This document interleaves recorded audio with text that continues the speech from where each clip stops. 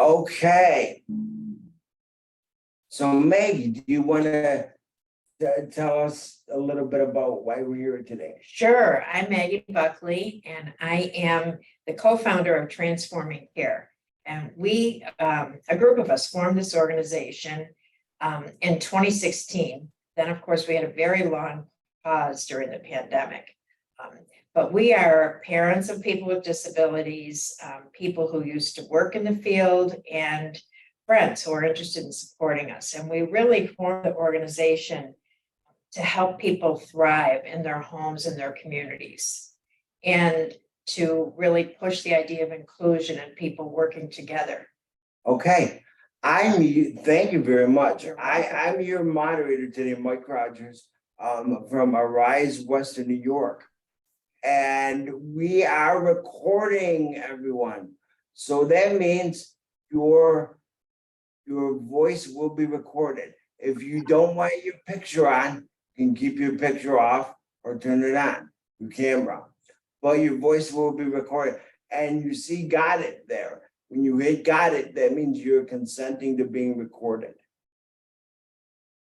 Okay, well, can you use that mouse to hit the got it? That ad there. See that? Okay, yeah, See over there? got it. All right. See, we're all learning at the same time. All right. So I'm going to start off by asking you, Maggie, what is a community of care and how is it intentional? Well, we formed this idea a while ago of creating inclusive, intentional communities of care. And it's not a place, it's more like an idea or a way of thinking. And really, we got thinking about it after COVID and during COVID, seeing first of all how some people were able to step up and really do amazing things to care for all of us. Yeah, let me turn a little bit so I Okay. can see you. Okay. Very good. So we really, of course, recognized how important care was at that point. And we also recognized that there was a real need to be more caring, especially if you're vulnerable. If you're vulnerable in any way, it was much more difficult during COVID, and it's always much more difficult if you're vulnerable. However, we all need care, so we think it's an important idea to really push out there and get people involved in. So like Rosalind Carter said years ago, after she left the White House, she got very involved in care initiatives. And she said there's only 4 kinds of people in the world: those who have been caregivers, who will be caregivers, who are caregivers, or who will need care. And so we all kind of move back and forth in those spaces, right? Yeah, So, I think that everyone needs care at some point in their life as a person with a disability. We always say you're gonna need some help sometime. You join our group, right? right. So yeah. But I think that people don't think about it so much until they need care or someone in their family needs care. And then it becomes really critical. And in our country, we're not always doing a great job. I just, in fact, heard last night that 51% of people in this country live in caregiving deserts for childcare. So it really goes across the whole lifespan that we're not caring well for people. And it affects people's families. People have to leave jobs because they can't find care for their children. They lose their homes. So it's critical to be aware of the issue of care. Can you give us an example of what you mean by care? Can you give us an example of something that you've dealt with in this way? Sure. I mean, care is often just an activity that looks at the well-being of people and animals in our world. So in general, that's what care is. We have we've been talking about practices that are important to care. And we came up with accompaniment. Accompaniment is the first thing we came up with. And that is being able to engage in a mutual relationship with someone, kind of walk with them if they're going through something, or if they're having a great time, but just being able to be available to somebody and close to them and develop your sense of we're a lot alike. We have some of the same needs, some of the same concerns, and we will support each other. Okay, I just want to stop for a second and say, if anybody has a question, we're taking questions, all throughout. We're not waiting till the end, or anything like that. So if you have a question, please raise your hand either digitally, in your box like this, with your hand up physically, or, just shout out and say, I have a question. So one of the things that people might be concerned about, maybe be a little concerned about, is this a religious organization? Is this something that is gonna promote a particular faith? It is not. It is not aligned with any particular religion. However, we do welcome faith communities, and we would hope that faith communities would step up and get involved with us and be willing to volunteer with us or work Great. with us and offer us spaces. But it is not a faith community. Now, along with that, we have the political realm these days on a big level. So is it a political organization, or is it formed through politics at all? It's not a political organization, though on our website, transformingcare.org, we do refer to advocacy, and we are always happy to post information about advocating for caregiving issues. Okay, thank you very much. You're welcome. So where did this idea come from? Because I know it just didn't drop out of the clouds and say, care about people. No, So where did the idea come from? well, let me just go back for a minute to the practices, and then I'll tell you where they came from. So Sure. the practices are accompaniment, being involved in mutual relationships with people, where both people in the relationship are empowered. Hospitality, so being welcoming and outgoing, service, engagement. Go to engagement first. Engagement where we offer things for people to do so that people are emotionally and actively involved with one another, because it gives people a better sense of belonging and a better connection if you have some kind of an emotional connection. So that could be, we're going to start art classes. We plan to go on to do cooking classes where we're cooking with friends and we're doing art with friends. Awesome. We'll move on to doing music with friends at some point. So again, it's just getting people engaged and finding out that they have things in common. Awesome. Okay. And then with service, we actually have a service that we provide, and that is that we have something called Carly's Sense for Socks. It was created back in 2016. And it's named for my daughter, Carly, who loves slipper socks and always liked to volunteer. Carly is an adult with Down syndrome. So we started that, and we collect socks and we donate them primarily to Response for Love in the city. So we mostly work around Christmas time, but we'd like to work all year round. And prior to COVID, we were up to like 1,400 pairs of socks being donated. Yeah, I thought that was awesome. That's awesome. Yeah. So we really want to get more people involved. It's really appreciated. Okay. And the last thing is spirituality. Though we're not religious, we do believe in working on spirituality. Basically looking at people's meaning and purpose in life. So is it kind of like a holistic It is. type of way of doing things? Yes. So we welcome all faiths or people of no faith, and just want people to be able to come together and derive some sense of purpose and meaning. Now, when we think about communities of care that are intentional, like where would you meet for something like this? Can you give an example? How do you meet? How do you gather? Sure. Well, what we're doing right now is we're trying to gather in different spots in the community so that we reach different people. Cradle Beach has very generously donated their art space for our use. So I know that's a distance for people, but it is a beautiful spot. They've got a huge art room. We're gonna have our first class on June 24th, Saturday from 1 to 3:30, which we'll post later in the lunch and learn, right? Yeah. And so it's great there. There's a huge outdoor space as well as an indoor space for us to use. And we have an art teacher who's coming. She's a retired art teacher and an art therapist. So she has activities planned where we can work individually or we can work to create things as a group.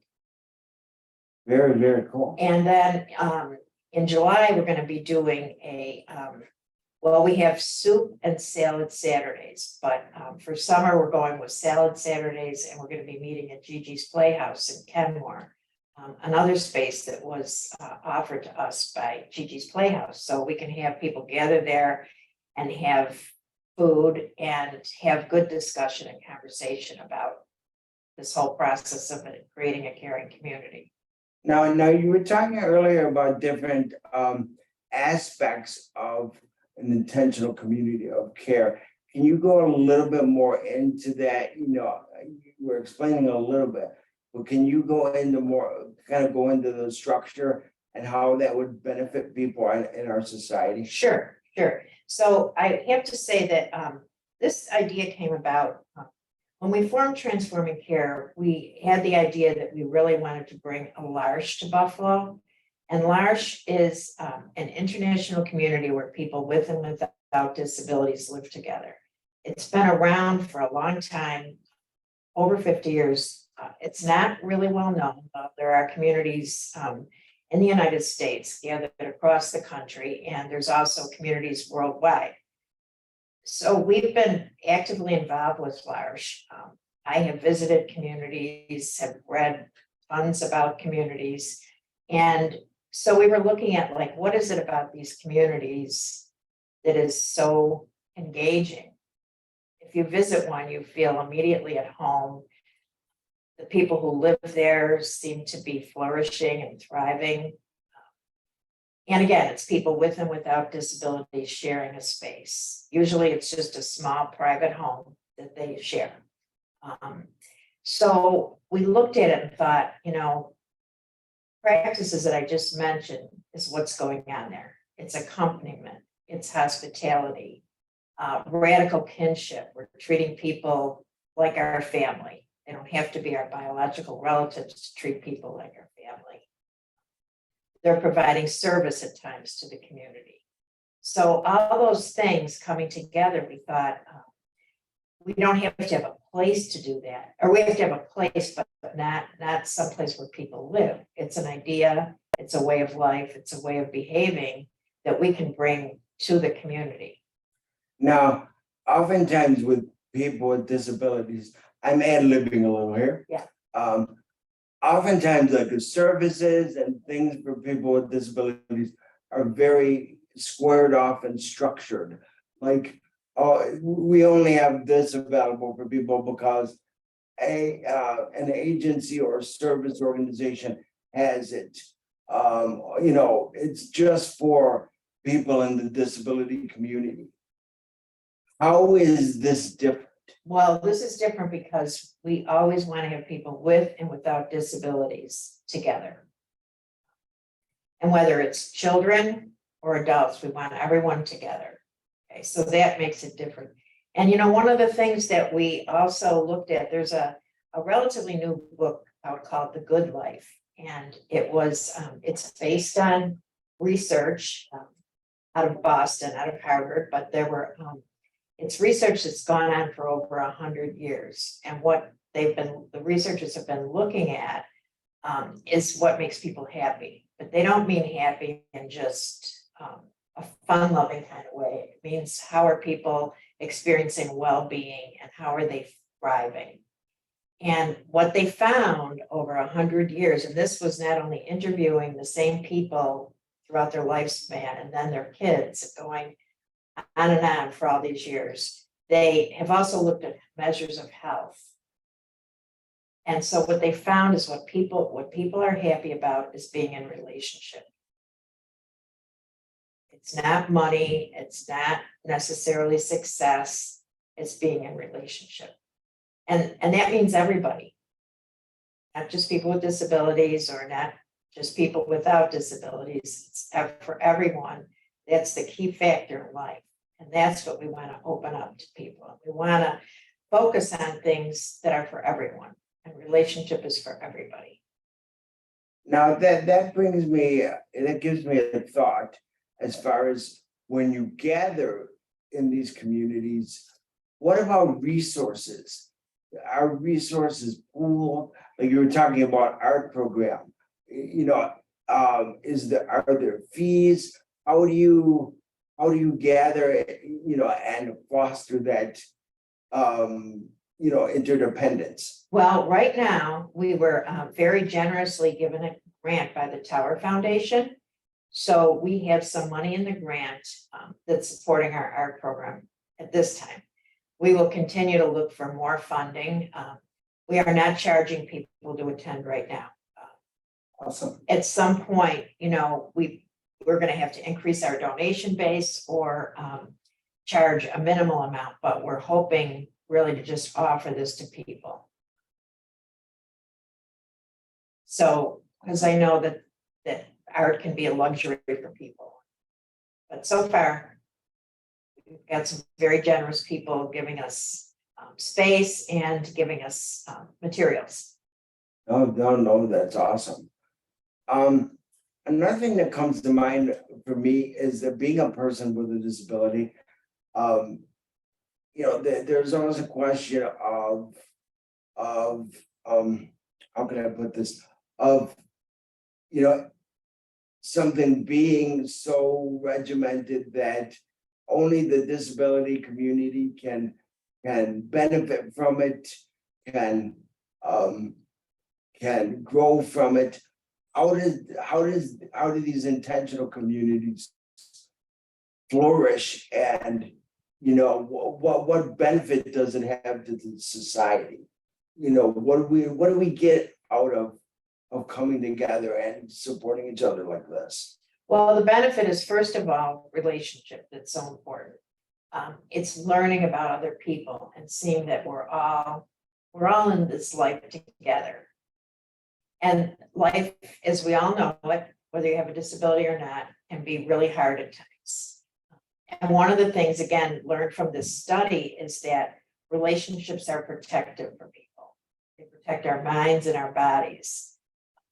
So that's what we're doing for society, is showing people that these caregiving relationships, and I'm talking caregiving for everyone, not just if you have specific needs related to a disability, but we all need care of some sort. Yeah. And so it's showing people that they're important. And I think it's also getting people involved to the point where they realize that this has to be supported by our governments. We are fighting hard to, for instance, is like for fair pay for home caregivers. So people are unaware of the tremendous need there is for care across the lifespan.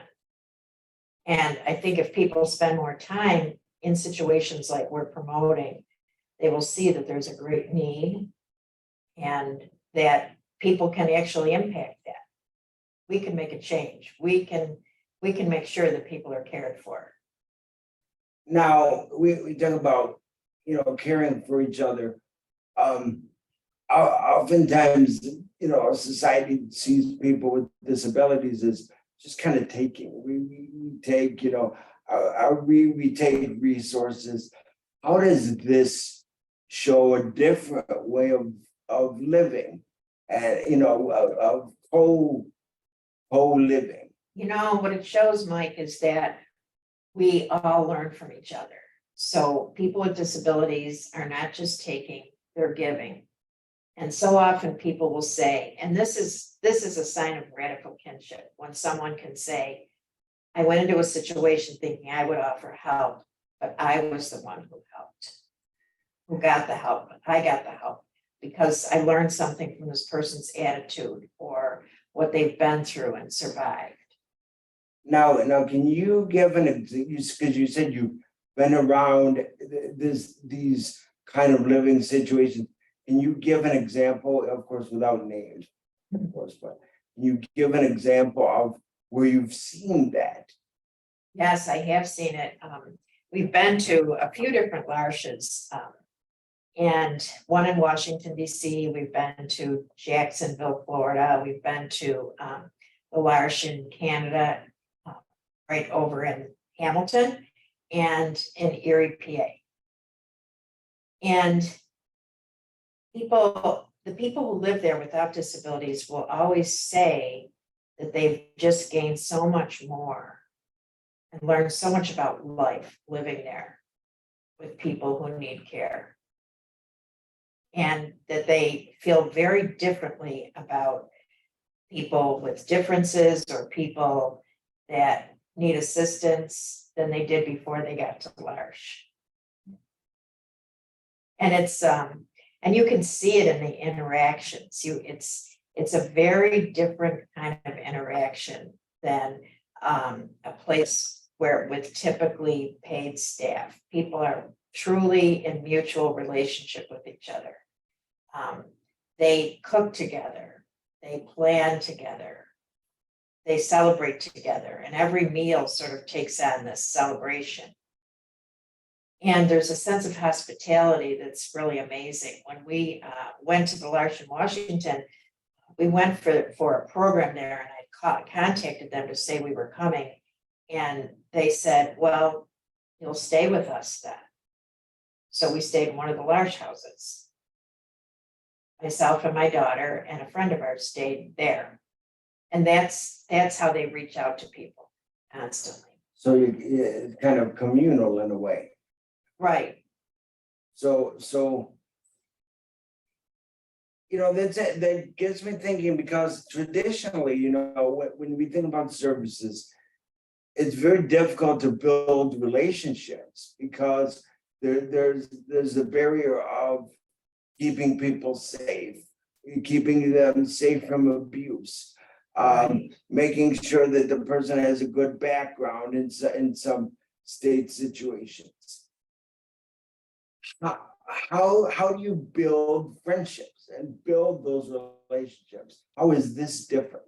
Because we're often told as people with disabilities, well, you can't be real friends with the people that help you because it's against regulations, and we have to make sure that nobody's being taken advantage of. Right. This sounds like a radically different way of looking at things.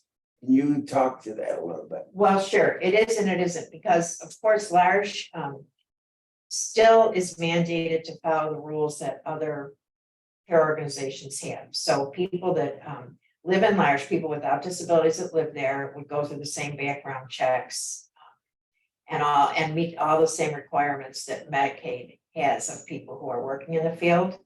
But I think philosophically, people are encouraged to see the people they're caring for as co-living people. They're living together and sharing an environment, and each bringing their strengths and weaknesses to the environment. So it's just seen as it's just a different philosophy. And so we're looking at, promoting the shared living movement, where people without disabilities in the community are interested in offering their homes and creating a life with someone who needs more assistance, so that people can form relationships and they can be long-term. As you know, we deal with a lot of turnaround and staffing. Yeah. And it's very hard to have a long-term relationship with a caregiver.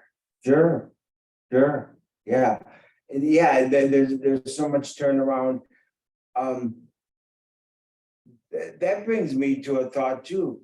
Since there's turnaround, what do you see when you have meetings of intentional care, as far as longevity, as far as commitment on behalf of the person with disabilities and the person without disabilities coming into the situation, or without visible disabilities? Well, it's interesting because in L'Arche, though, the model is that people would come in and live there for a year or two. Now, what I've seen happen is I've seen people that have been there, because I've been looking at these large programs for 20 years. I've seen people that have been there for 10 years. They come in and they don't leave. So there is some more longevity in L'Arche than there is in other situations. But still, there is an issue with some people coming in, and of course, they can't commit to more than a year or two, and they have to move on. Now, in the L'Arche homes, because the people with disabilities are considered the core members, they have their own relationships too. So while it may be disruptive for a caregiver to leave, they have their own relationships that remain steady and constant. But also, we're looking at the shared living idea of people actually being in their own homes and offering care, because then they're not going to move on.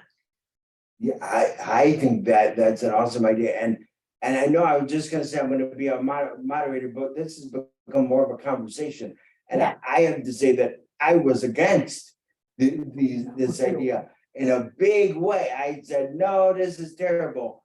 But learning more, hence the lunch and learn audience, I began to think differently about it, and I began to live on my own more, which and it brought me into reality as well. So that's really awesome. With that, you said that there's no charge for the events right now. So do participants share in materials? How does that work with your events that you're going to be having? Well, we're gonna be sharing in materials now. Now, in shared living, that's a whole other conversation. Yeah, of course, there'd have to be Yeah, some yeah. sharing of costs there. But we will be sharing, right now, we're taking care of food and we're taking care of art supplies. Down the road, sometimes we ask people if they'd like to bring a loaf of bread when they come to a soup lunch. But we're trying to take care of it now, just to build this up. Great. What for a person like me, what could an intentional community of care do for me? I think, first Just of as an all, example. it would give you an opportunity to get out and meet new people, establish friendships, find something to do, learn to cook some interesting food down the road. And I think, our culture really pushes this idea of independence and freedom. And I think that what you learn in this is that when you're interdependent, you can thrive. When you meet people who have your back, who are concerned about how you're doing, who understand what your struggles are, it's really protective and helpful. Talk a little bit about that, because a lot of people I know have experienced the idea that independence means you have to do it all on your own. That means you prove that you can live, kind of the old, pull yourselves up by the bootstraps, American dream. How is interdependence different in this way of thinking? What does that mean to you? I think one way it's different is we're just acknowledging that interdependence is important, and it always happens. I mean, people will say that they pulled themselves up by their bootstraps or that they were completely independent. But that's really not the case for most of us. No matter how independent we think we are, we've benefited from family help, from neighbors, from people in the workplace. We all benefit. We just don't always acknowledge it. And there's a group of women who looked at psychological development, and they said they don't think that the end point of psychological development is that you gain your independence. They think it's that you learn to become successfully interdependent. That's really where we need to head in our lives. Yeah, that makes sense. Yeah. when we talk about interdependence and people building relationships, you- a lot of, at least in New York State, a lot of relationships of care are a paid caregiver, doing something with somebody because it's in their plan Mhm. going on. And there's nothing wrong with that, right? Nothing wrong with that.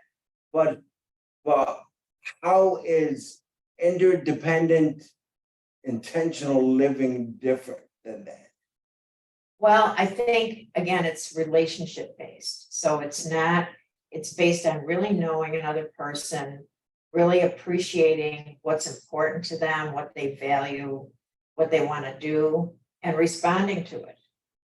And having that person respond as well. I mean, so you can have a relationship with the caregiver and not just see them as paid staff. So that's really what it does. It allows us to really relate to each other as people. There's a woman that writes about her daughter's disability, and she talked about how they called the daughter's caregiver the relationship with no name. Because you don't really, they're not family, they're not friends, they don't feel like paid people. It's hard to qualify that and say what it is, but it's really just a relationship. Now, you were talking about different communities getting involved. You were talking about faith communities Right. and different things like that. When you say get involved, what do you mean? Because a lot of people think of structure. There's an event, you go to the event, and that's what you mean by getting involved, or there's an action or something like that. Because you were talking about the staffing crisis, different thing. Right. What does getting involved mean in this situation? Well, getting involved can mean events. It can mean coming to one of our events to see what's going on. But it could also mean a faith community saying, we would like to have this intentional community of care ministry going on, so that we meet with people, that we have maybe a soup day where everyone gets together and you understand what the people's needs are around you and what their need for friendship is and what their need for any kind of support is, or their need for socialization and fun. So it would be great if different faith communities not only supported what we're doing, but looked at how they could do this. And I know many faith communities do a great job with this. But we want to make sure that people with disabilities are always included in what goes on in these communities. All right, well, that brings me to another question. I want to ask, I'm going to stop for a second though and ask our audience if they have any questions, comments, is there anything? Just want to stop and Sure. ask them. Janet has her hand up. Janet, is there any? Hi, yeah, I'd be interested in the art one, but the thing is, I don't have a car. Would somebody be able to pick me up and take me out there? That's something we have to work on, and I think that we can probably make arrangements for that. Okay, I know it's far, but we'll figure something out about that. oh, okay, Okay? yeah, Okay, thank you, Janet. yeah, And what's interesting about that, and I'm not making any promises, Janet, but that's an example of somebody reaching out and saying, hey, I can't get there. Is there any way somebody can help me get Right, there? right. Intentional caring, right? Right, Okay. exactly. Yeah. And I think people just don't think about that. They don't think that somebody can't get somewhere. Yeah. And it's a very real problem for many people. No, that's really, it's such a radical way of thinking. I know it may not seem like that to some people, but it really is a radical way of thinking. And I think Sophia's got her hand up.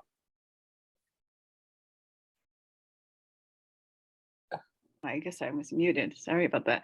Well, I guess I was thinking about things from, I'm often on the caregiving side of, I guess if that's sort of the thing. I really like this thing you talk about. Like, I think about, I had recently started to think, well, I have these like caring relationships, and they are. It's more like we're bounded together by like a situation where the need of care, but it's care goes both way. It does go both ways. It's not a Right. it's a mutual relationship, but what each of us is providing is somewhat different. Um, but I was thinking about sometimes for me, and I've had, just because of my own life circumstances and things like that growing up, I can be overwhelmed and I by other people by too many needs, right? Yes. There's lots of needs. And I um and I think that sometimes that's one of the reasons why people don't make friendships with people with disabilities, or why people don't get engaged in kind of these kind of relationships. And I, um, but one of the things that I find really intriguing about what you're talking about, and one of the things that I think um, is really important about the conversation, and I cannot see your face, Maggie. I would love to see your Oh. face. Oh, you're, But you have to. Let's see, am move I- a little yeah, bit that right would be there. great. Okay. Sorry, I'm talking to you Right, and yeah. Mike, and You I'm like, moved oh, a I little can't bit, be.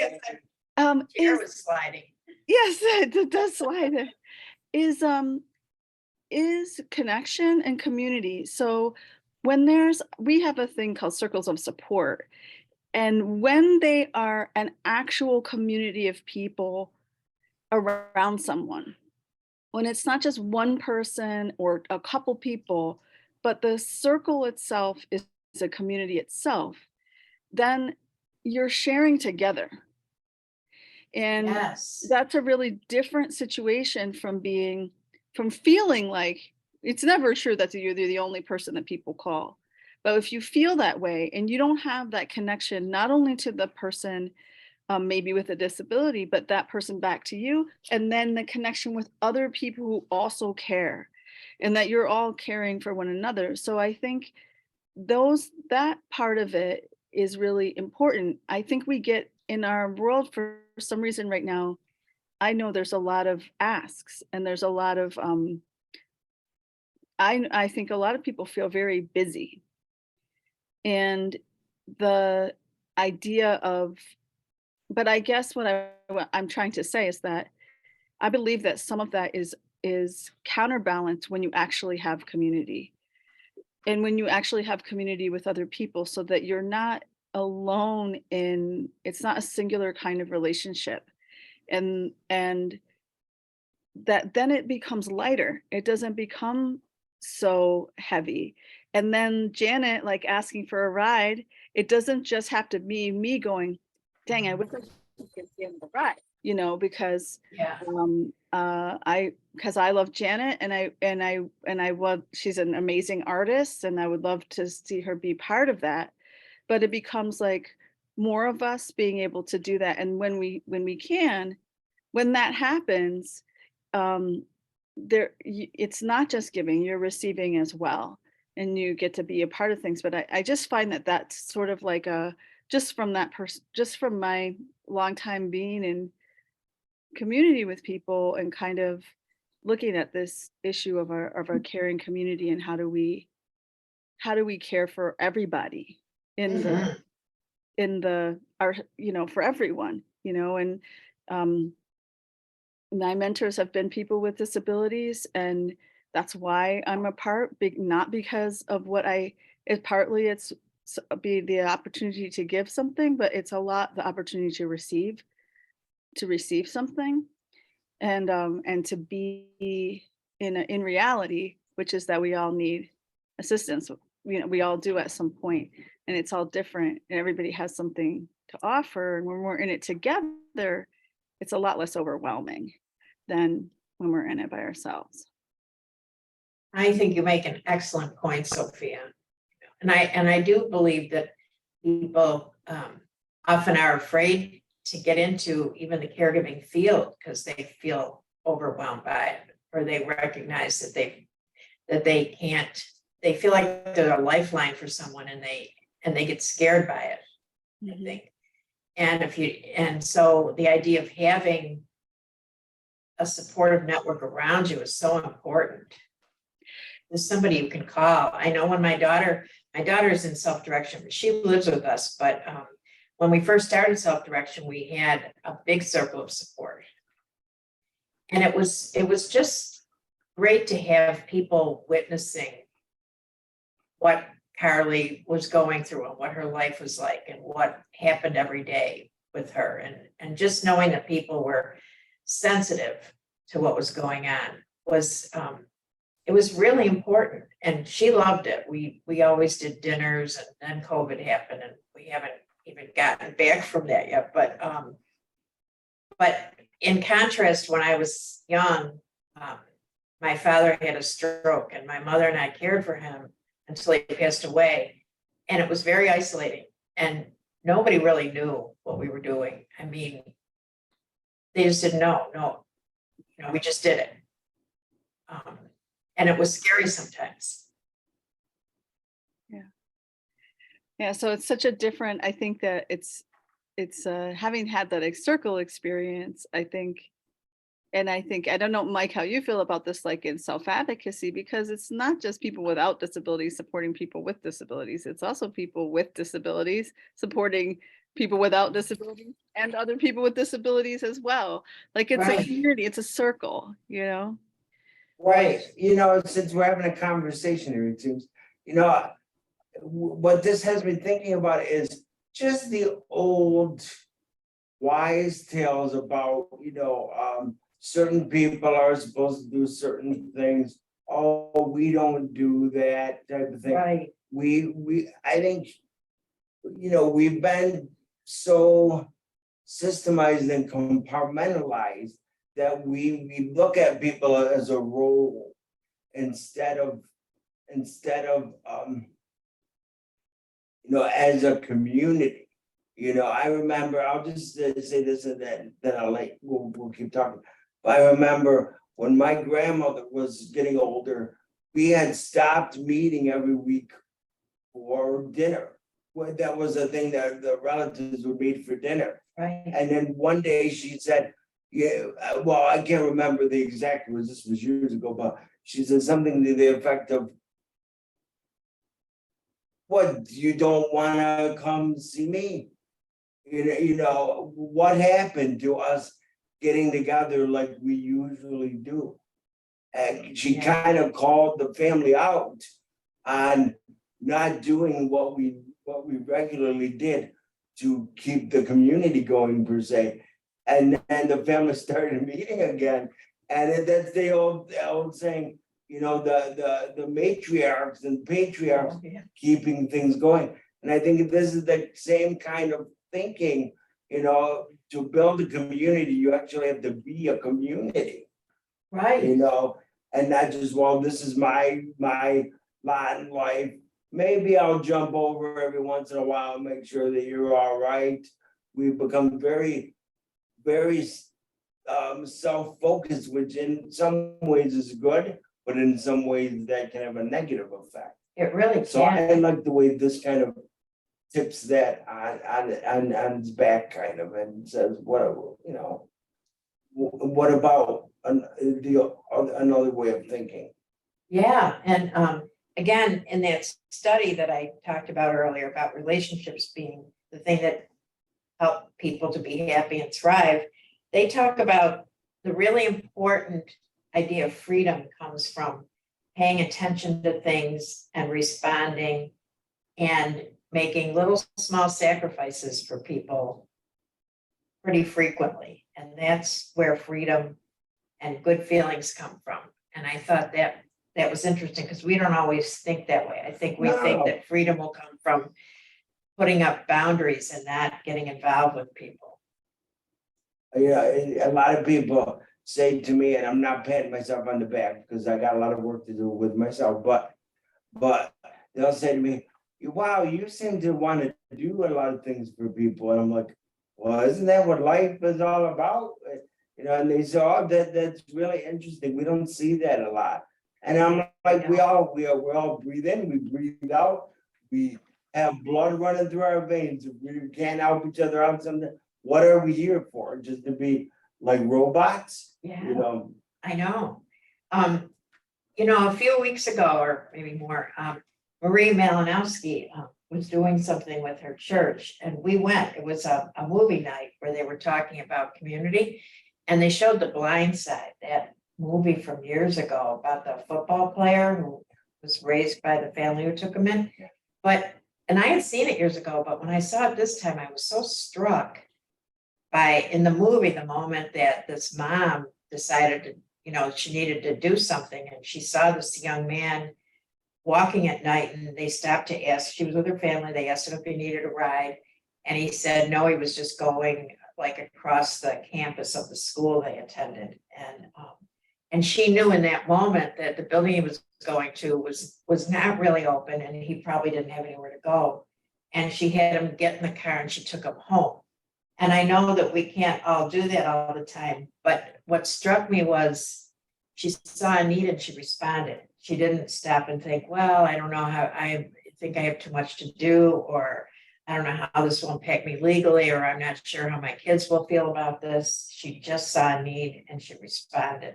Yeah, these days it seems like, we have to get our digital task manager out and Right. say, I don't know, we have to look and see if it's in the cloud Yeah. or something, before we make a decision. And, That's right. that story was a good example of taking life as it goes, kind of. Yeah, being responsive. Just knowing, like, I'm here. If you need me, I'm here. Yeah. It also gets me thinking of with a lot of people with disabilities, I hear people saying thank you for things that, and I've done this too. Thank you for things that are ordinary.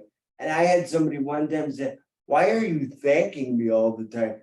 And I was like, And I was like, well, to be honest, I'm thanking you because most people don't do what you do, and that got me thinking about a lot. And they said, well, they should. And I'm like, wow, Yeah, intentional community, right? right. Yeah. Yeah, and the intentional piece it is important because we are called to think and be aware and be responsive to people. So I think it sometimes intentional thinks that we're gonna be told to act a certain way or do a certain thing yeah, as part of the yeah. community, but it's not that. It's more an idea of being focused and aware and connected. Yeah. And this is what we're gonna do. Yeah. Yeah, well, good. We still have some time here, but I want to make sure I get up to the computer and share your documents. Because you got some good things Okay. going on, but we'll do that in a couple minutes. Okay. Right. And now, how do you see this change people? When you've seen this in your life, how has this been a change maker for people? I think people start to feel good about themselves when they're involved with other people. I think that it broadens all of our experiences. I think we all learn gratitude from being with other people. And I'm not saying this to say, oh, I'm glad my life isn't like that. It's more like you just appreciate the nice times you can have with people. And you appreciate the positive energy that's in a room, like when people are creating, when people are doing art, or when they're enjoying food. There's just such positive energy that you feel good. Yeah, these days we can sometimes be kind of regimented and have a goal Yeah. and, okay, how do you Right. achieve these goals? You see the videos online all the time. what are the miraculous steps you take to Yeah. achieve these goals? Right, And what it seems to me that you're saying is just being with people, you know, can really push forward what you want to achieve. yeah, and it's so important, and we all, I mean, I know I fall into it, you think, oh, I shouldn't, I need to get home, I need to get this done, I need to be working on something. And really, we need to be working on being part of life with everyone. Yeah.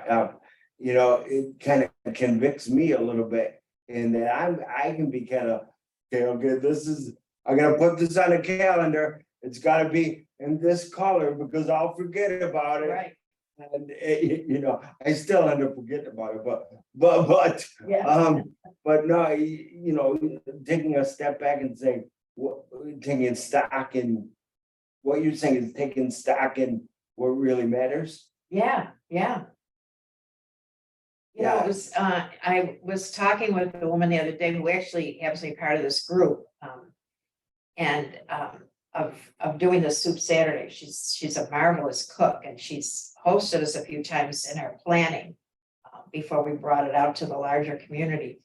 And, I was talking to her about needing something from, you know, she said she had gotten something at the store. And we're sort of casual friends at this point, but she called me and said, That's okay. my phone's ringing, sorry. It's all right. She called me and said, oh, I was at the store and I bought this for you. If you want it, you can get it from me. If not, I'll take it back. And I thought, wow. You know, and I was thinking I should get out to the store to get that, but I don't have time today. But she has my back on this. Yeah. You know, it was a little thing she did, but it was like, I felt so embraced Yeah, by somebody. Yeah. And we can all do that, right? yeah. So, what I want to do now is share these documents. So let me, if we can mute my video, Kat, while I'm writing up here to share these documents, that would be great. Give me a second to.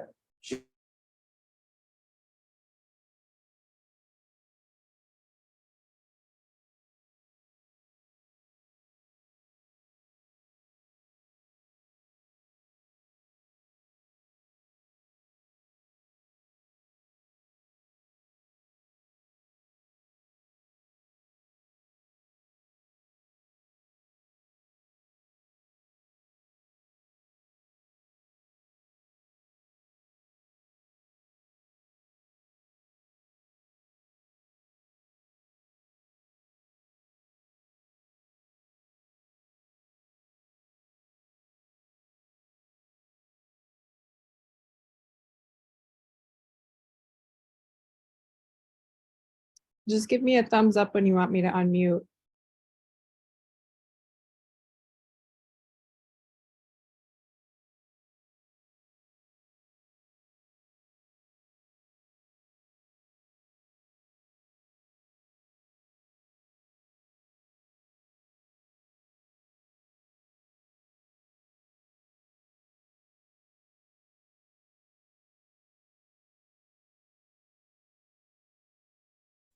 Mike, I can't hear you.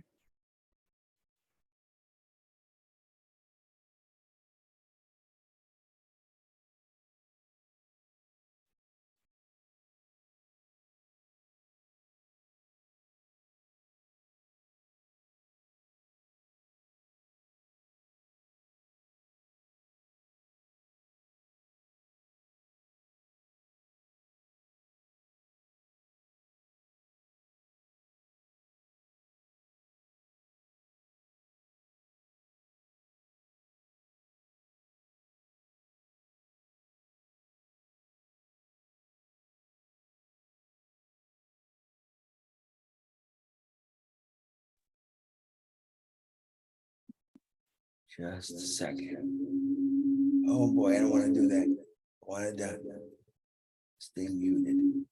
Mute me again. Okay.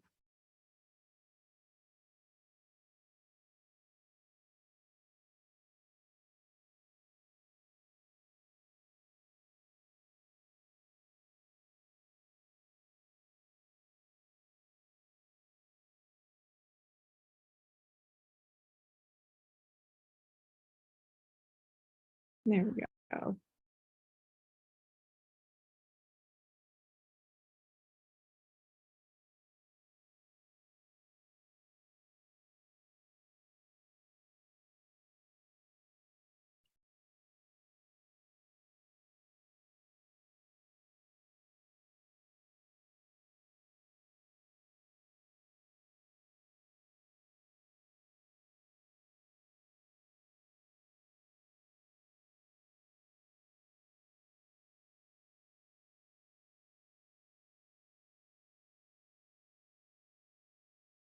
Okay, just needs you to unmute now.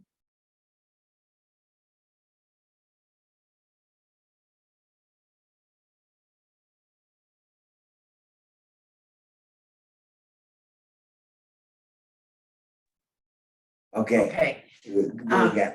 okay, so Art with Friends, it's our first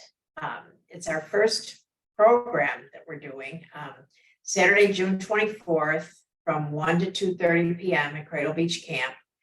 You'll see the art bungalow and there'll be signs, but you'll see it as you drive into the camp. It's one of the first buildings. And it's fully accessible, of course, and I need to emphasize that we need you to RSVP because we have to be prepared with supplies and seating arrangements and know how many people will be coming. But we're really looking forward to it. It's a beautiful space for art. There's an indoor space and then there's a really large deck where you can see the lake from, and we can use that too for art. And so we're really it's going to be really good, and we're going to do it monthly. So we'll post the next date soon. You can go to our website and see these postings, transformingcare.org.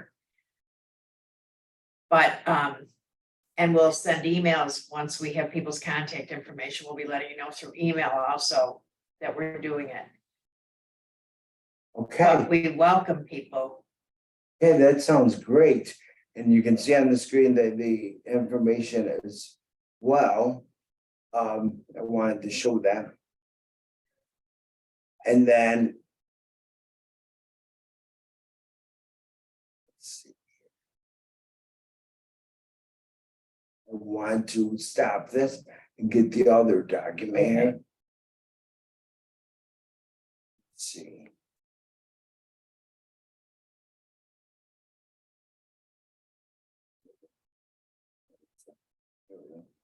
Oh, it's sideways. Let me see here.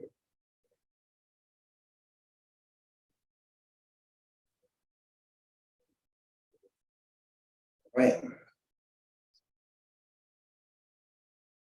So here's another event. It is July 15th at Gigi's Playhouse. We are getting together for salad and conversation about this intentional community of care and our practices and what we hope to achieve. So again, we really need you to RSVP so we have enough food. And then I will get directions to you about where to go. But Gigi's has graciously offered their space, and they have a very nice kitchen and plenty of space to gather. So we're really looking forward to that. Okay, And eventually we'll do cooking classes where we'll be cooking and then eating what we make. So, but that's down the road.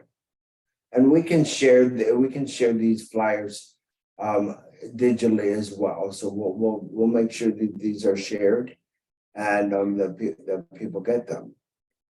Great. Are there any closing thoughts? We got like 2 minutes. Actually, if anybody is on who can go back to their faith communities or their friends and encourage them to make contact with us and get involved, we would really appreciate it. Okay, well, thank you, everybody, for joining. We have these quarterly. We will be inviting you again. Thank you very much.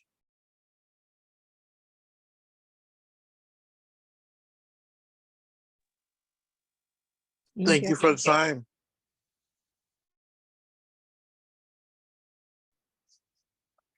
Everybody has a great day. Thanks, you too.